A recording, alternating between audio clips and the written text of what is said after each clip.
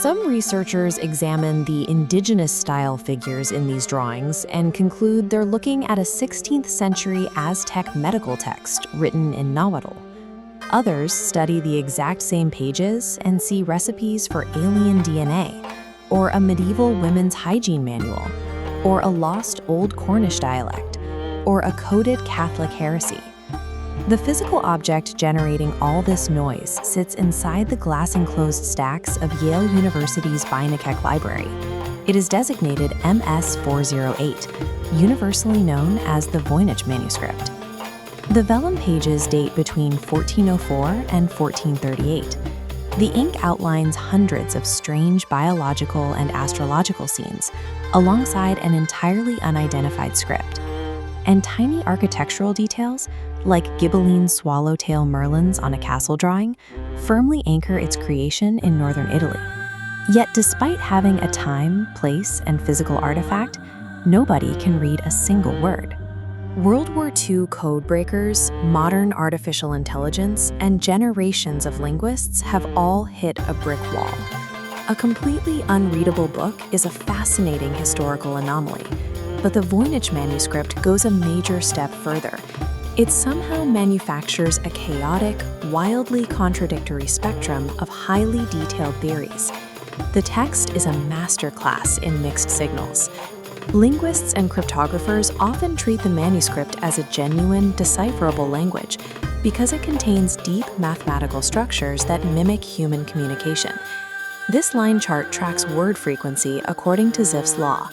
In any natural human language, a few words appear constantly, while most appear rarely, creating this exact mathematical decay curve. When we map Voynich's vocabulary, the data points perfectly hug that exact same curve. Furthermore, the text demonstrates paragraph-level topicality. The specific vocabulary clusters change depending on the visual section. The words used in the herbal pages assimilate cleanly from the words used in the biological pages, matching the structure of distinct chapters in a real book. This highly structured, language-like data traps researchers. It provides the exact mathematical foundation needed to construct elaborate natural language theories, like Hebrew or Turkic origins, or complex cryptographic cipher systems. But the manuscript contains a second set of mathematical data that completely shatters the illusion of a natural language. Look at this network graph illustrating conditional entropy. Real human thought branches out chaotically. Voynich's does not. The characters and words repeat in rigid, highly restricted, closed-loop sequences, spitting out impossible repetitions like quackity-quackity that are vastly more predictable than actual text. And across 200 dense, handwritten pages, there is a bizarre absence of human error. We find 0 crossed-out words, no corrections, and no hesitation marks. It flows with a mechanical, uninterrupted perfection.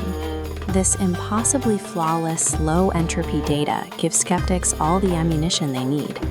It drives the theories that the manuscript is an elaborate 15th century financial hoax, a string of meaningless algorithmically generated text, or simply the written equivalent of speaking in tongues. When the text itself provides no answers, researchers turn to the illustrations for context. But the Voynich drawings offer no such clarity.